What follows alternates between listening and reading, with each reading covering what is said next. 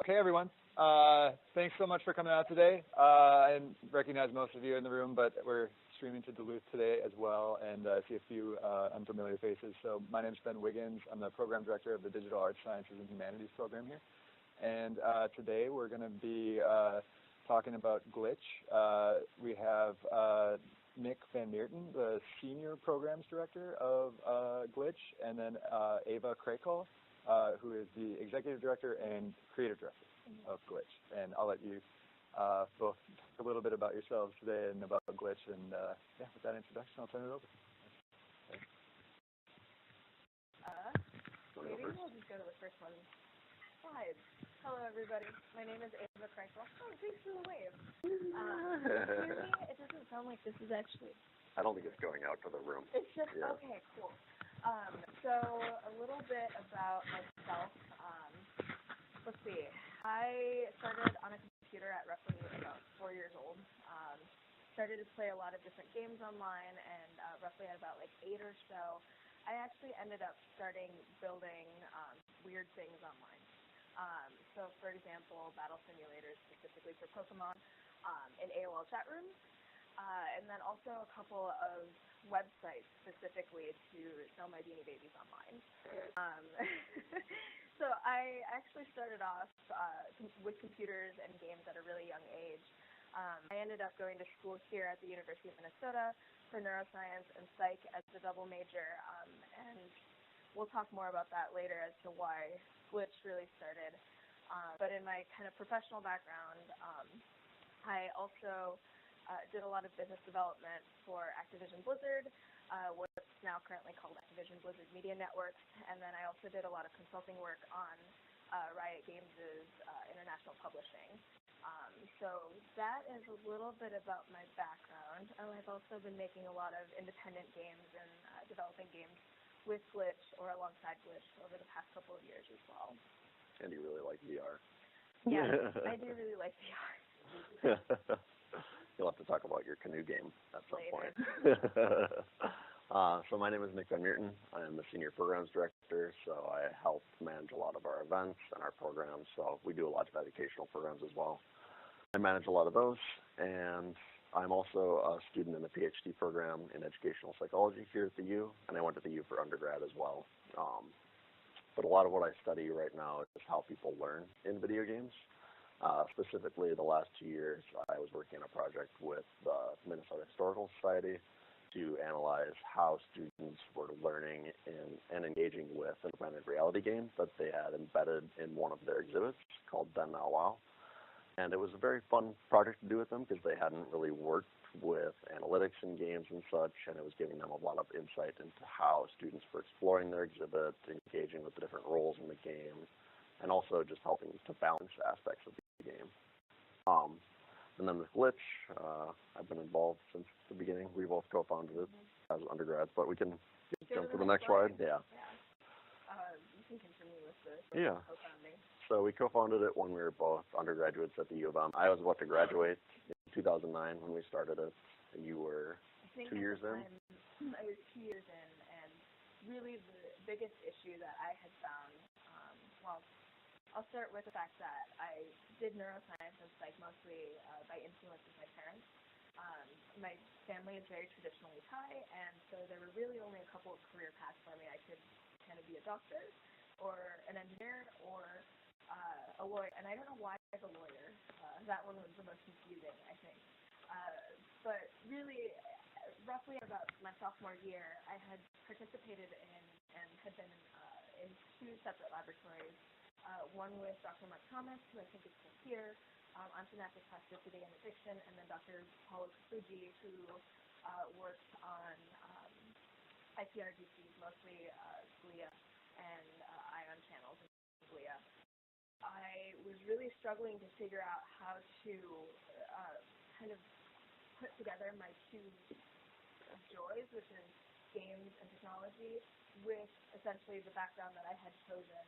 And that was kind of where our conversation started, because Nick was actually in a very similar place in his life. We both realized that we enjoyed games, but really didn't have an outlet for that here in Minnesota, and even didn't really have kind of like a network or even resources that were available specifically at the university in Minnesota and also within the region. Yeah, 'cause neither of us knew faculty at the time that were like studying games or doing research on games. I know It there's. was really hard. Yeah, I mean, we ended up meeting people in the libraries first, I think, like in Dash, wasn't it? Wasn't it? I don't. It was one of the early collaborations. Was like meeting the people who were running Dash. Oh, okay, so that was probably like 2011. But yeah. But so Glitch, yeah, we as a student group organizing events that were kind of a little bit more play oriented initially to build up a community. Really And connecting people who were like-minded to us, yep. Because we didn't even know where to start. And then even after that, after a lot of play events, we started bringing people out from the industry because, again, we didn't have those resources here, so what we did was we brought them to us. And also the grants required us to bring them up.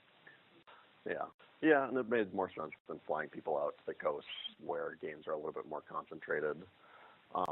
But right now, after a couple of years of development, we are a nonprofit, and our office is located right on the West Bank, right above the Viking Bar. And we host a lot of educational programs out of there, such as like oh, it's the next slide. Sorry. That didn't come through right. It's just a big black. Yeah. Yeah, so we have our immersion program, which is essentially a 2-week introduction to the whole game development process, no matter what background you come from, because games are very interdisciplinary. We really encourage people from all backgrounds to kind of jump in and make games together. The past cohort, we had lawyers, finance majors, we had people, computer scientists, artists. It's a very interdisciplinary group that basically got together, learned about the whole process, and then made their first game at the end of it. Power leveling and is that's your... something that Nick runs annually. Yep. We're on our 3rd cohort at this point, and we're a year and a half in. The power leveling program is something that I run, which is basically a professional development program where we put together guilds of game makers, emerging game makers, and veterans that actually have been in the space for oftentimes over a decade. And they team up and then they go to a conference together, and all of the guild leaders are actually asked and tasked to create adventures for them to go on together. So essentially, they actually experience the event together as a small guild versus going in as individuals. I'm sure a lot of you have gone to conferences individually, and it's just like your first time there, building out a network of people that you know can be very intimidating, especially for people who are in a space or starting out in a space. So I think that was one of the main motivators for us starting that. Katie's not here, but she runs the residency program at Glitch, which is essentially a co-working space with a lot of experimental types of equipment and tools for game makers to use within our space. So what we have is actually, I think at this point, 14 people that co-work out of our space, all game makers, and all working on various projects. Some of them are on the same team, some of them are on different teams, and a lot of them are basically sharing not only their knowledge, but also the tools that they're currently using, and we also provide some of them as well. And Catalyst, you're starting, yeah. But it's all about pushing out projects and getting them out to essentially market for game makers. That's actually one of the biggest things that we've noticed for emerging game makers is many times they kind of have an idea of how to do it, but when they actually do start building games, they don't know where to go with them. Like, what is that final step? Do you leave it? Do you publish it and offer it for free on itch? Do you work with different publishers? That's really the next step that we're talking about. Okay, maybe some of these projects are started in the immersion program. There are even some projects that are created in our space, but what are the next steps?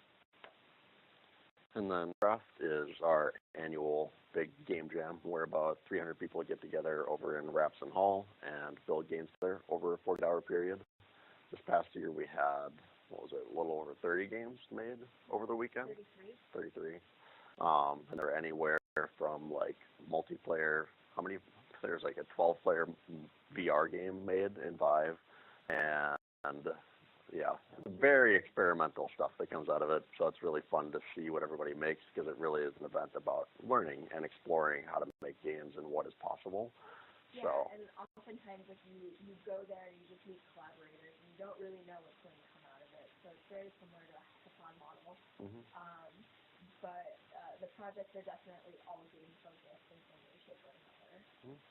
That fish game was about being in a tank full of fish, and in VR, you're supposed to be able to like interact with all the other fish. And I don't. The team lead really just wanted to try out 12-player multiplayer in VR. So yeah, there's usually somebody who wants to try out something, and then is able to excite everyone else about it. And then Glitch Guy, do you want to take that? This is our annual digital game festival, where we bring together makers, doers, and thinkers in digital games. A lot of people come out, typically around 600 to 800 annually, and we get together and have talks, discussions, workshops, etc. Yeah. So some of our collaborations. One big thing that we've done recently is work with the Minnesota Orchestra Hall to develop a game that they can install and use before their events to engage with their audience in a meaningful way and draw in a new audience. Specifically, the Playful Sounds collab was more of a curation experience, and we can talk about CHROMA in the next one. That's the next one, yeah. These both are actually curatorial collaborations where Playful Sounds is all about audio, acoustically oriented games, and specifically with makers in Minnesota. And then the game bar at Northern Spark this year was all about the curation about climate change. So all of the games actually were curated internationally and focused on the topic of climate change and what things are out there that are focused on it. And we were there all night playing climate change games. Yeah, and introducing people to games that they may have never been exposed to. Yeah, it was nice to engage with like a more broad audience though at that event. So. And please feel free to jump in if you have any questions at any point. Yeah, we're not on a strict schedule or anything. So what I was referencing was CHROMA that Evva worked on with a couple of local developers to kind of make this synesthesia-inspired game, VR game. Yeah, that kind of engaged their audiences in a way that they don't really normally do. I don't know if you have anything more to say about CHROMA, since it's your game. Yeah, you can, if you want to find out more about that specific project, you can just Google it and maybe like throw my name at the end. And it should come up. There are videos available, and it was really like a living installation for the orchestra hall. So it was something that we had collaborated on. We actually used their music. And we had talked about the potential next step that we could do with them, which is, like, what if we actually collaborated even more deeply instead of, like, just taking audio recordings? Like, what if we did an actual recording in the studio with them and figured out how to get or sync up essentially some of the gameplay aspects to the music. Right now, like, we really wanted to record with them, but there just wasn't enough time and the budget too. But it was something that we really wanted to explore potentially moving forward. And then Insight was one of the games that came out of this most recent cohort of the immersion program, and it was led by a man named Ajwa Kapashisi, and he really wanted to explore this idea of mythology across cultures and embed that into a game. It's a very interesting and hard to explain concept. Yeah, but the whole idea was that you are revealing the world as you're playing it. So there are basically, if you can imagine it, like you're walking into a forest, but the entire forest is white, and you have to basically kind of solve puzzles and follow around spirit animals to showcase what the space looks like, and you actually kind of like bring color to that space by doing those things. And it's all based around lore that, like, some lore right now, it's escaping me. Yeah, talking about actually a part of that culture and community. Yeah. But it was so cool. It was around how, like, the gods gave fire to man and how that story was told in different cultures. I don't remember the exact name of that, but yeah. So it's not just us that are making games that kind of integrate with communities and cultures. This War of Mine is a game that some of you may have heard of, but it's essentially kind of a survival video game where you control a group of war survivors in a city that's currently under attack, and you're just trying to survive. You just need to kind of fulfill their daily basic needs, such as like their mental health, like making them happy from time to time, or finding food for them, making relationships with other people, keeping yourself safe. And the game developers actually partnered with that works with children in war-torn cities to kind of make their experience much more authentic in the game. I don't know if you want to talk about that one. Quite a bit. Yeah. We actually both chose games that we've played and we really liked. Mm-hmm. Do you want to explain a little bit about like what your experience was like in the game, like when you were playing it, and what makes it different? Frustrating game. Just trying to motivate people in this situation gives you a lot of insight into what it would be like in that situation. So at this point, one example is like if your like little group of people gets too depressed, they'll just lay down. They won't do anything for you. Like they won't try to help themselves find food or make themselves happy because they're just too depressed. Like if you work them too hard essentially, or don't do things to make them happy, they'll just stop. And that's essentially where you lose the game. Like your people just became too depressed, which isn't a common lose state in a lot of games. And it's just frustrating, depressing, not normal things that you feel when you're playing games, but it's a very nice Especially change. on a war game. Yeah. I think like oftentimes the narrative that placed onto any sort of combat game is you are playing as a part of a soldier or a part of an army. Mm-hmm. And I think that game specifically does such a good job at telling a different narrative from someone else's perspective. Mm-hmm. With Never Alone, this is actually one of the games that I really love. Again, it is a project, it's a puzzle platformer, and it's a project that was in partnership with a nonprofit. The whole concept is based on these traditional tales of, I don't want to say it because I'm going to butcher it, those tales and the names, which essentially you travel as a young girl through this space. You don't know kind of like where your family went, and there was a kind of an attack on your family, and you just have this kind of animal that you have befriended, and it's just this beautiful white fox that you can kind of see right there.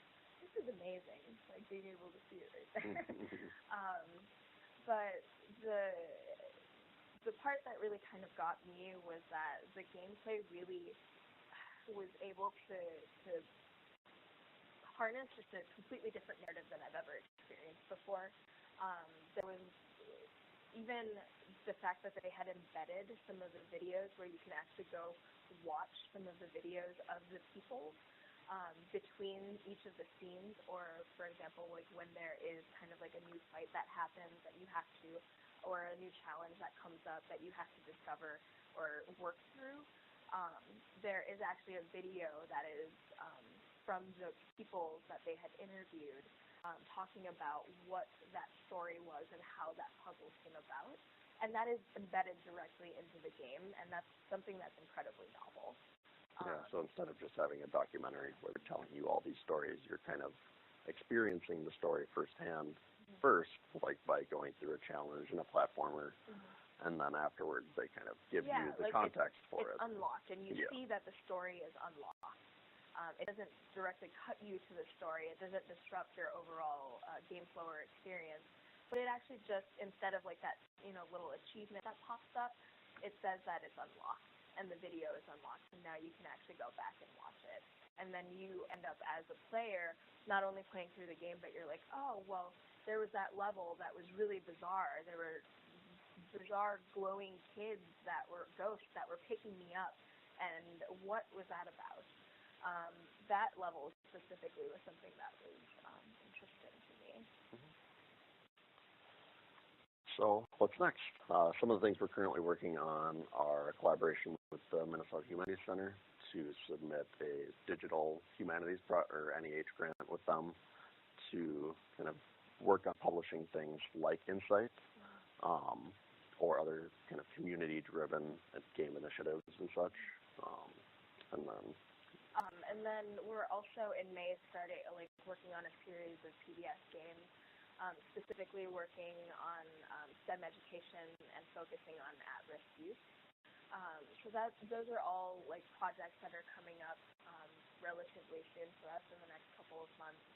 And I think the next slide is just events that are coming up. Yeah, so Glitch Connect that we mentioned earlier will be in about a month here at the Soap Factory. And this year we are happy to announce a bunch of different tracks.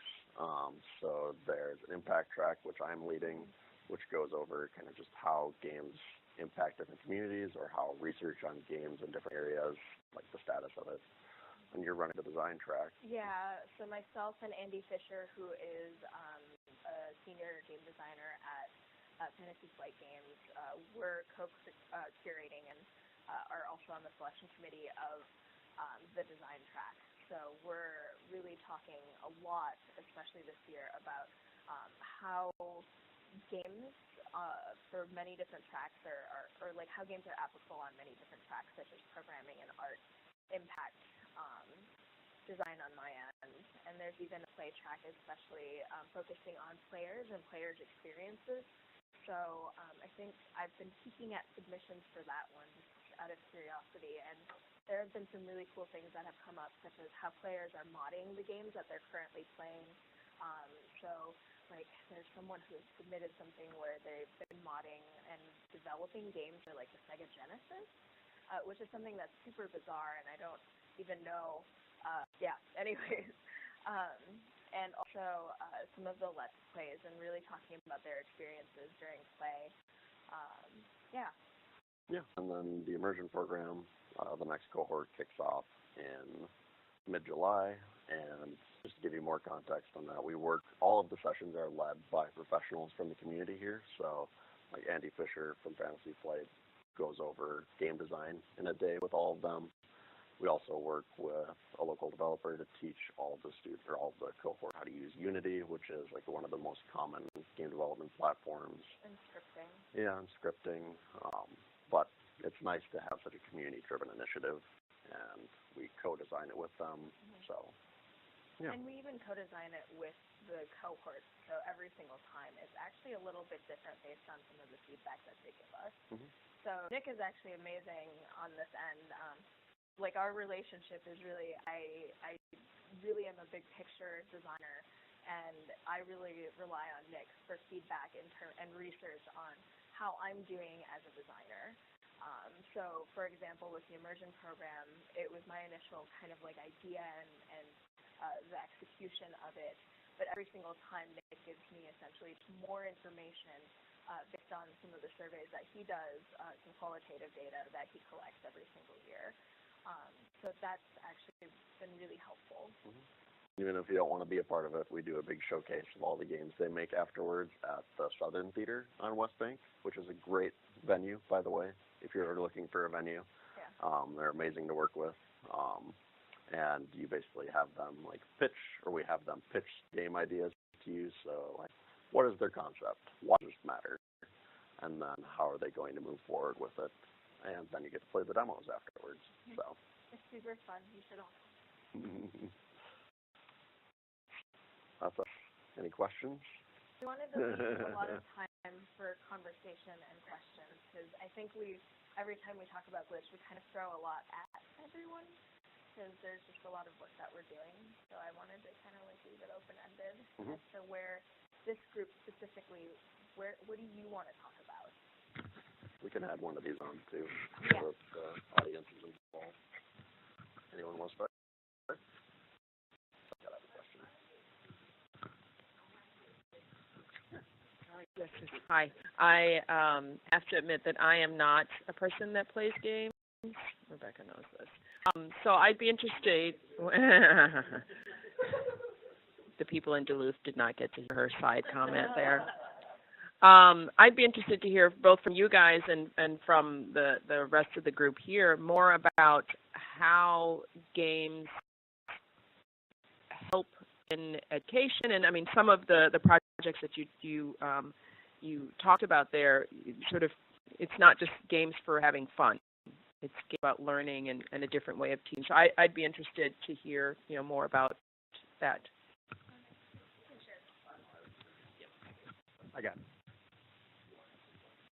I would actually think that you're a little bit more qualified to talk about education. Yeah, I do talk about it.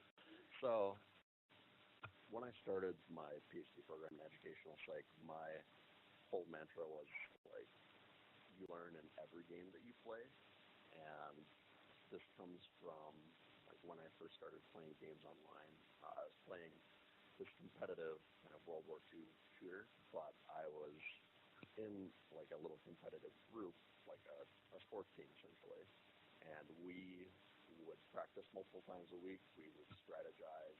We would hone different skills in the game in order to compete better. And that is a game that's like entirely made for entertainment. Like it wasn't aimed at education in any way, and we still ended up learning a lot through it, whether it was like leadership skills or teamwork skills or just a lot about World War II, oddly enough, just by playing it. So I think that all games have this kind of innate capacity to teach people about different things. It doesn't have to be added on top or anything. Like it's just, what do you want to make a game about? That'll teach people about that topic. I don't know about the other areas. Because you're much more into the neuroscience side of things. I have lots to say. I'm going to say that with a but, which is I can talk a little bit about our design process and how we tackle impact within games.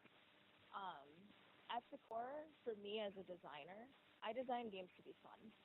I design games really thinking about mechanics and feel, and oftentimes what's called like juice and also player agency. It's a real thing. But for me, like as a designer, I oftentimes, like when I'm creating something, I want to make people feel a certain way. So when the objective is only to learn, I think that complicates things very drastically.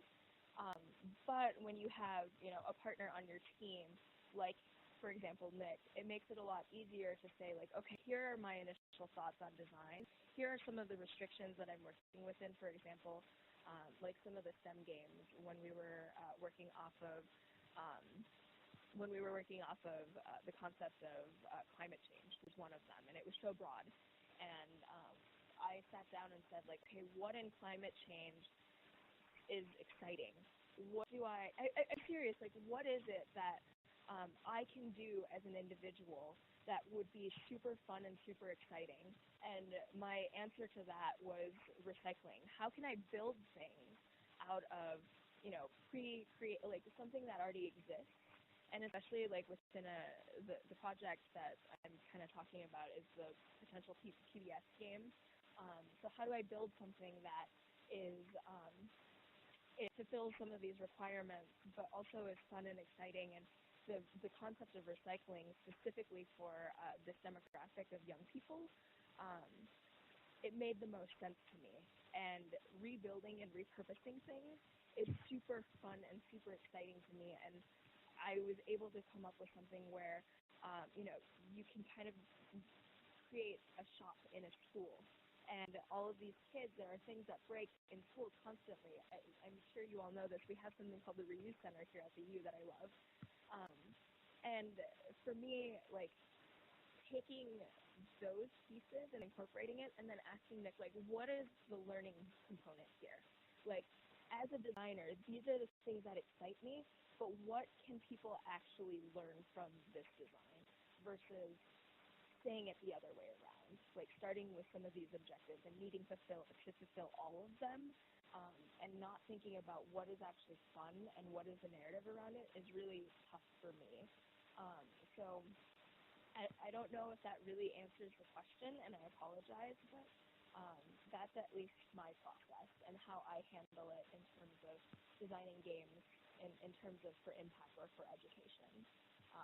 Because some of my favorite educational games, and even some of my favorite games overall, I think have impact components, whether it's education or climate change or whatever that is, but they really focus on fun first.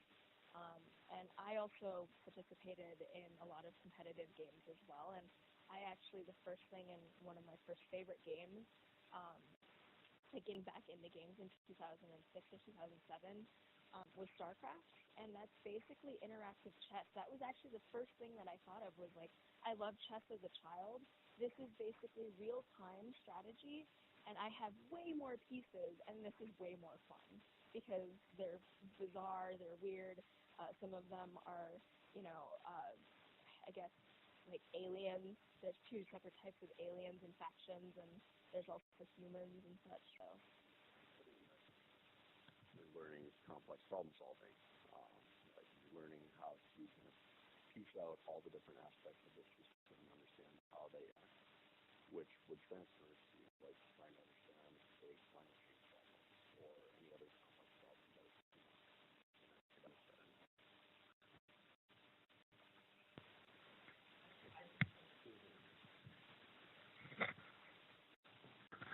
I think it's also the idea of how we can apply some of these principles or best practices from game making to kind of make education in general pop a little more. And we see a lot of gamification, like, my to-do app, tells me how many karma points I have, and then when I've reached the professional level, and then the elite level, and my Fitbit tells me I've earned this badge or that badge. And so I have a 7-year-old daughter, does math, and one thing I have is an app called SumDog, which is, I think, in many schools. It's a math app, but in playing it, you can get coins, and then you can use those coins to buy like outfits or accessories. But what they do is they buy them for their friends. They buy them for each other. So there becomes an incentivization loop to get people to actually do more math problems because they're able to get the neat hat or the, or the fluffy dog. But it's a little bit getting these little dopamine hits and these little incentivization to learn, which I think is something we can borrow from game making.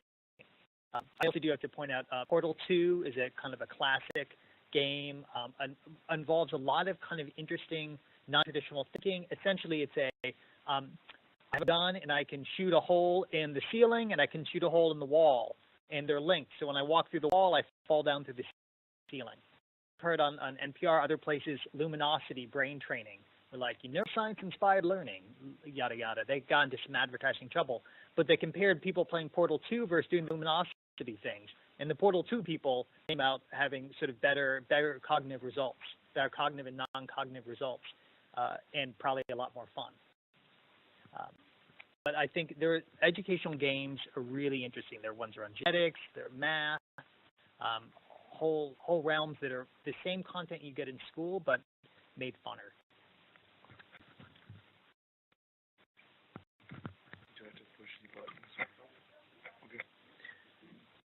So, I'm interested in the consumption of playing games that we've discussed.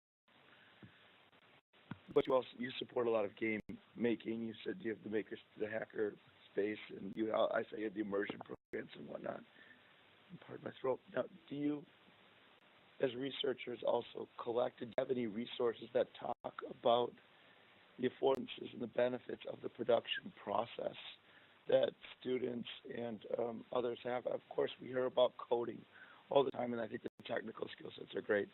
And I'm overlaying this over media production, which is what we support here. But beyond that, storytelling, the group work, all of the soft skills, and all of the kinds of benefits, is that something that your program also highlights? In addition, do you have any resources, a video or something that kind of display all of these kinds of things?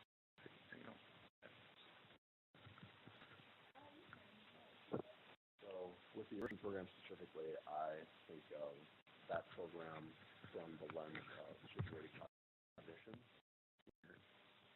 Just learning about video game making isn't enough.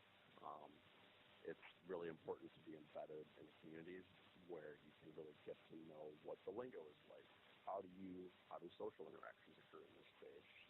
What are different skills that are valuable? So that's really a big focus of the immersion program and why all of our instructors are sourced from a community and currently making games in the space so that they can kind of act as a bridge into the community in a way that we've helped to kind of foster in Minnesota at least.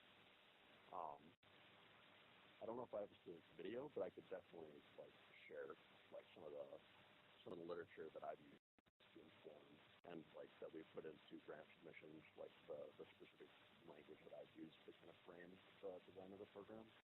Does that help? Yeah. Follow up. Part of what we do is, or we try to do is, encourage instructors to consider and maybe integrating some of this in the curriculum.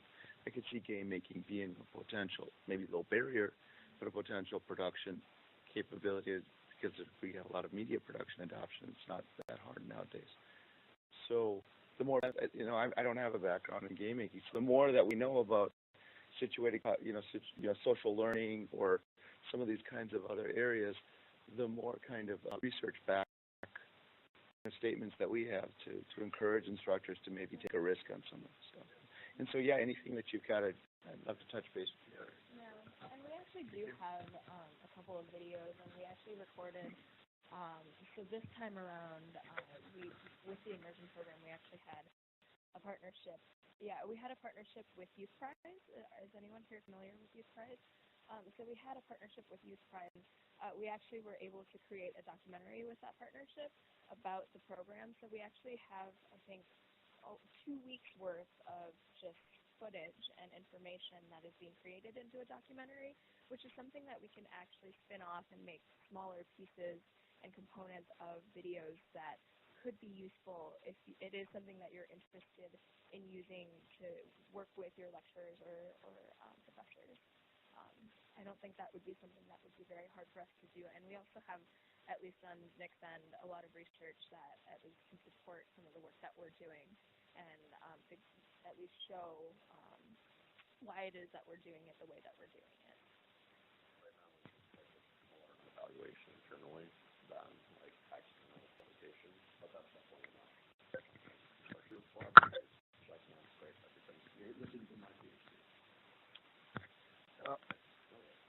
Is there a commonly held misconception about game making or game makers that find yourself dissing people of regularly? I would think I would say they're incredibly difficult to make, and they're really expensive. And you hear about the billions of dollars going in it, but clearly you're offering up an alternative to that. And so I'm just curious what some of those are, because there may be parallels to that we face with people, that these are obstacles that are more of perception than actual logistical problems.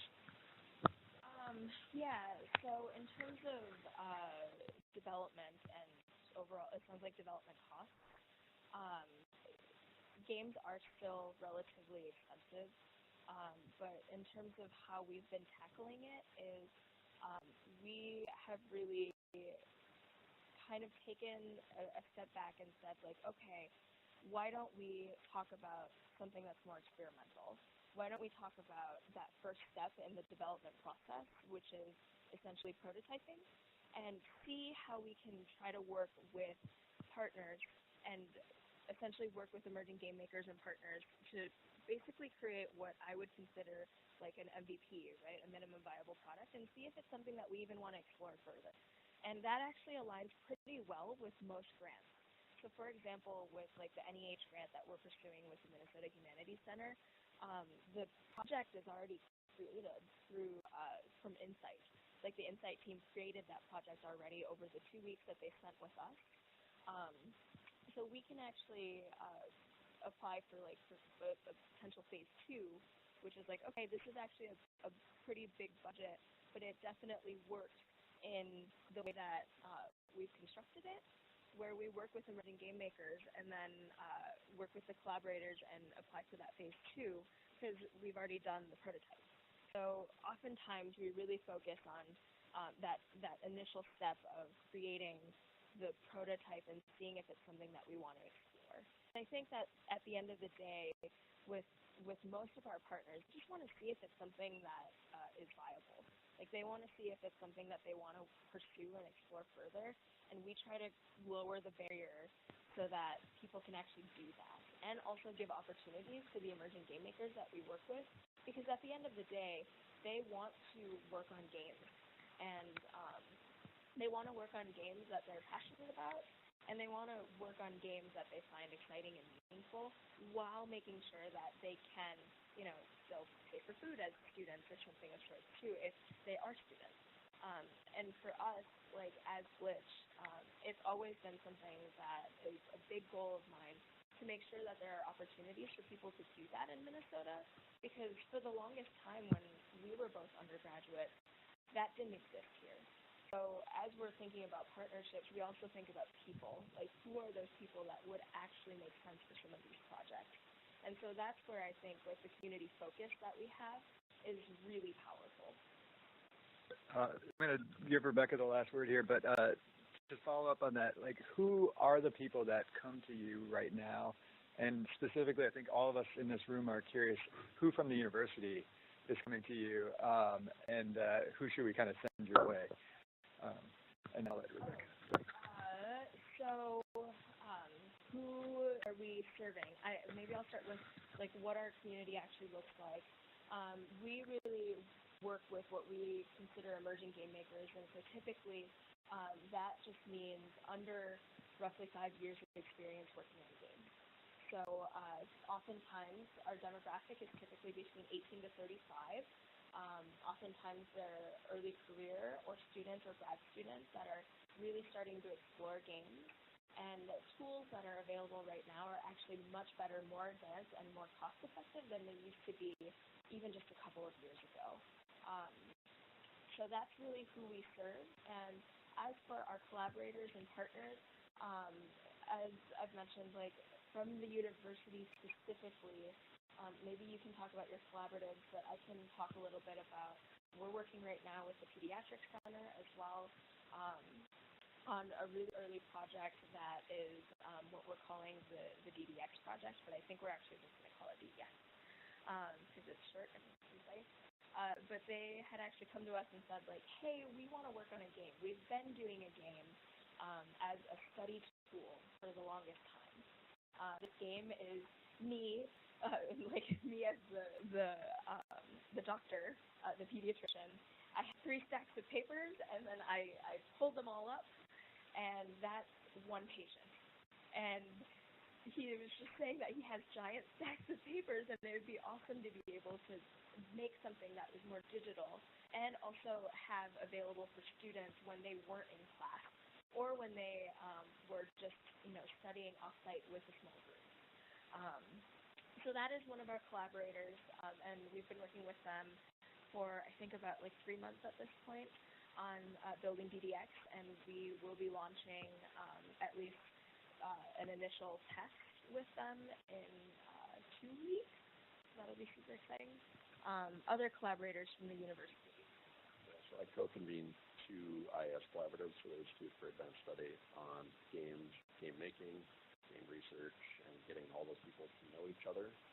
There's a lot of the researchers that we don't know each other that are studying games, as was evidenced by an event that we hosted in December, where there were about 30 researchers that came out that either study games or want to create games in their classrooms, and really getting them embedded out into the general game development community, because they don't really know what's possible for collaboration with games and such.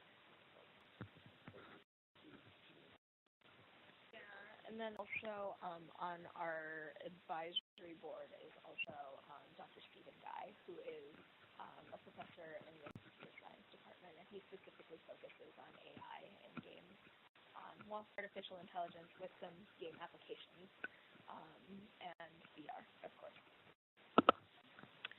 What could we help you with?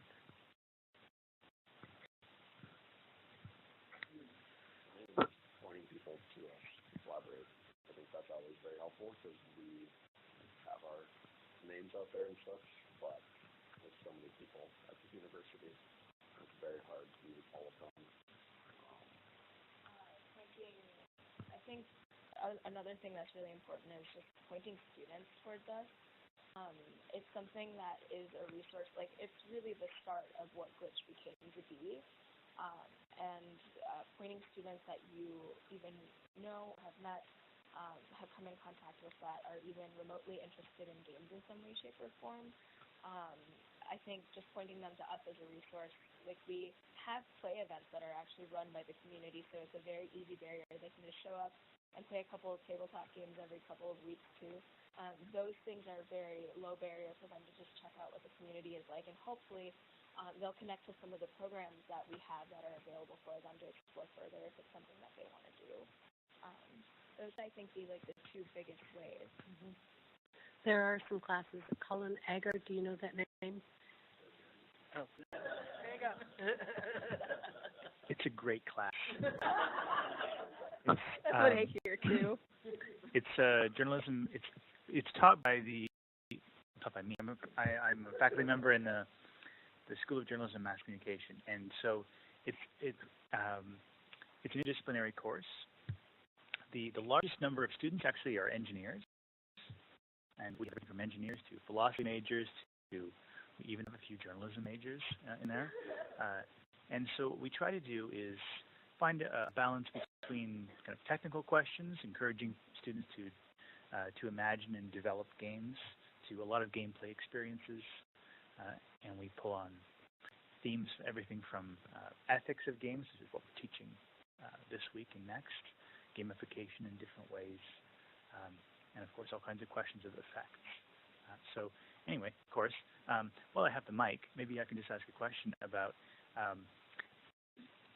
some current graduate students and would-be graduate students sometimes ask me where they can get linked up with research collectives on campus, and where should we send them to? Okay.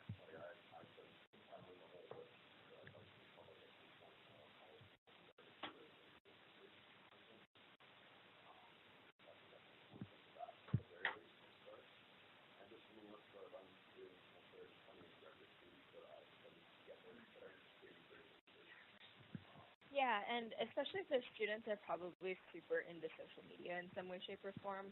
Just direct them to our social media. There's honestly, like, I think 5 to 6 posts daily about different resources and or how to connect, or even like events that they can come participate in. And I know right now, if you do know anyone who is interested, our festival is doing a call up until Sunday for talks, panels, workshops, and this year we actually expanded the overall content that we can take, meaning that there are a total of 8 tracks, anywhere between impact play, programming art, etc. And we would love to see some more students that actually get up there and talk, in addition to faculty.